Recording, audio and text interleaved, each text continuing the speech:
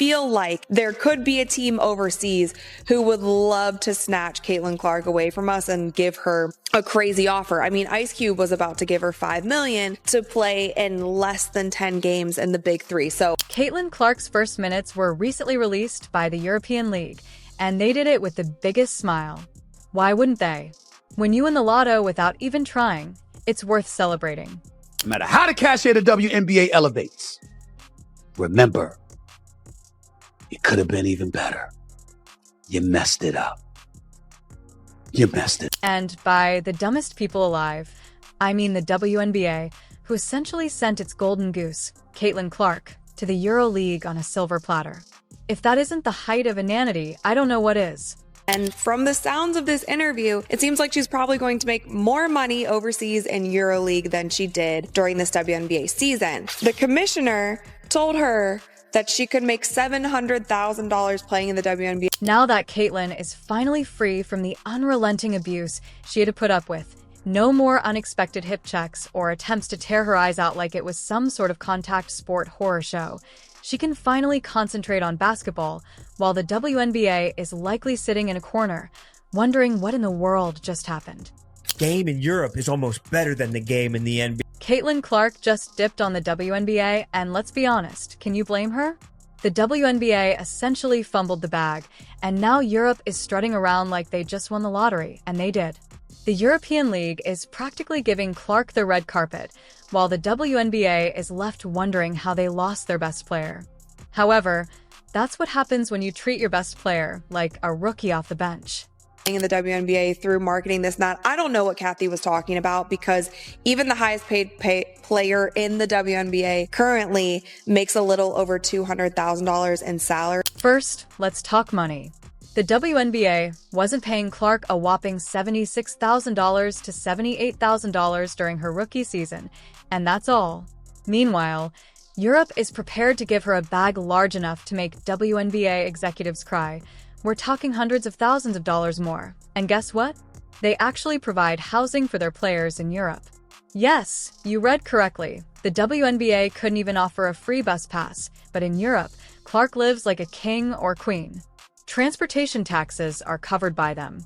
With the WNBA season ending for many teams, there are already so many players heading overseas to play during the off-season. But with all of the drama currently surrounding the WNBA, on top of the low-paying salaries, some of these players are questioning if they'll even... Now that Clark is gone, Kathy Engelbert and the other members of the WNBA Brain Trust are worried about what they will have left without him. Oh, that's right, nothing. This is the same league where Clark attracted millions of fans, increasing viewership by 142%, and now she's gone, and for what, only $300,000 over 4 years. Clark has now broke that glass ceiling, and they should be bowing at her. She's going to create jobs and money. That's absurd when you consider what the European League is offering. And let's not even discuss Ice Cube offering her $5 million to play 10 games.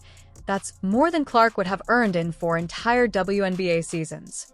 If I were her, I would leave too quickly. Indiana Fever was turning away games into home games, and so it's kind of sad that through all of that, Caitlin was still advocating for players on the other team to get bonuses, because she saw the kind of money and eyeballs and viewership that all of this was generating. Let's not pretend it's just the money, but the EuroLeague has something the WNBA couldn't even imagine: an actual season. Meanwhile, the WNBA barely makes it through a few months in the summer, with Europe running from October to April. This gives Clark more time to play, develop, and compete at a high level. And guess what? The competition in Europe is much tougher than the WNBA, which at this point might as well be a pickup game. Europe is sharpening their swords while the WNBA is stuck playing patty cake. To hell with the WNBA. They're nothing. They're nobody. Nobody's watching. They lost 50. The WNBA is sitting there, probably in a corner somewhere, trying to figure out how they let their best players slip away. Honestly, whatever they did to Clark should be considered a crime against basketball. The WNBA fumbled so hard that it seemed like they were pleading with Europe to take her, and Europe couldn't be luckier if they tried.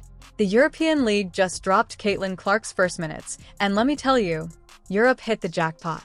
I understand she hadn't played in the league yet, but at least the popularity and the interest around it. Caitlin Clark is currently with them. The WNBA and Caitlin Clark are left with a huge void where their only talented player used to be. Oh, and let's not forget about the endorsements. Clark is not only going to score points on the court, she's also going to make a ton of money off the court. Europe is also in a completely different league when it comes to sponsorships and brand deals. Clark will be on every billboard from London to Paris. Meanwhile, the WNBA is over here, wondering what went wrong. How did you let Caitlin freaking Clark slip through your fingers? Europe didn't even have to try hard. They just gave her what she deserved. That sounds like a dream. Traveling around Europe, playing basketball. Like we went to Paris played in Paris for the EuroLeague Championship. Let's now discuss what Europe is getting in contrast to the WNBA, which essentially feels like the same old song and dance every game. The EuroLeague is a true competition, with top-tier talent from powerhouse nations like Russia, Turkey, Spain, and France competing against Clark. In Russia, there is no more soft WNBA nonsense. Instead, it's all about brute force, and I can't wait to watch her handle that. Next is Turkey, where the game is slick, fast-paced, and all about those quick plays. Forget about the novice plotting. Clark is about to enter a basketball masterclass. There could be a world where more of these private-owned EuroLeague teams, I could see some of these teams going after some of our star players in the WNBA. And if the money makes sense, if the business aspect makes sense, we could lose more players to playing overseas. And here's the thing. The EuroLeague emphasizes teamwork, accuracy, and real strategies. Can you picture Clark playing in a league where players don't just wait for one star to steal the show? She will need to adjust to the type of basketball that matters most. At this point, the WNBA may as well be a pickup game in comparison to what she will be experiencing in Europe. People don't always share all of the good things that they're doing, and Caitlin by no means had to do. Not to be overlooked is the Euro. Legends like Diana Taurasi and Brianna Stewart flourished here before the WNBA even existed, and Clark is set to carry on that tradition, but she'll do it better. Clark is entering basketball royalty, and the WNBA can only observe from the sidelines and speculate about what might have been. Because Russia paid Diana Taurasi at that time $1.5 million salary to play in Russia. Now, at the time in the WNBA, the salary, like the highest salary in the league, was $107,000. And the fans, oh, they're giddy. European basketball fans are among the most fervent and devoted fans in the world, and now they get to see Caitlin Clark light up their courts. They're already drawing comparisons to Kobe Bryant's legendary European tours, and for good reason. This is a huge moment for European basketball fans in Russia, Turkey, and Spain, where crowds already fill arenas for games, and now they have a superstar like Clark to cheer for. Meanwhile, WNBA fans in the US are stuck watching what exactly would happen without Clark. She was getting all of that, yet all of these eyeballs were coming to the league because of her. The Indiana Fever was turning away games into home. Speaking of the WNBA, let's talk about the impending viewership collapse. Clark alone attracted more viewers than the league has seen in years. Her Indiana Fever games drew an average of 1.18 million viewers each.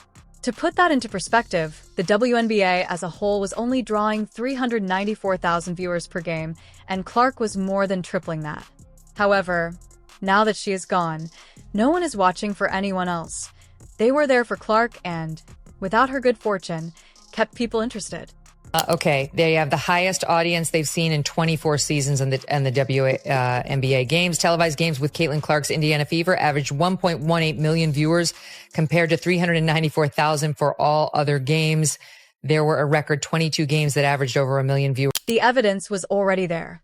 When Clark was not playing in the playoffs, the first game between the Aces and the Liberty drew only 929,000 viewers, compared to over 1 million when she was. The WNBA will feel the full impact of her absence, and they deserve every bit of it for allowing her to slip away. All of this just nonsense about things that Caitlin was doing wrong when, in my personal opinion, she was doing nothing but going out there and playing great basketball every night. The WNBA has had its chance, but they really blew it. They put Clark in the same box as everyone else, slapped a tiny paycheck in her hand, and expected her to stay. She's a superstar, not just a role player they can toss around, and now that Europe has her, they're not letting go. Clark was the league's lifeline, and now she's taking her talents and the fans that came with them over to Europe. The EuroLeague already had a strong fan base, but now that's just the beginning. The European basketball scene is about to blow up, and Clark will be right at the center of it all. All of this just nonsense about things that Caitlin was doing wrong when, in my personal opinion, she was doing nothing but going out there and playing great basketball every night and ignoring the hate that was coming to her from all sides, not only from fans, but from competitors, coaches, all of these people. WNBA then. Enjoy your empty seats and depressing ratings. Perhaps you'll know how to handle a player like Clark the next time, but wait, there won't be another chance.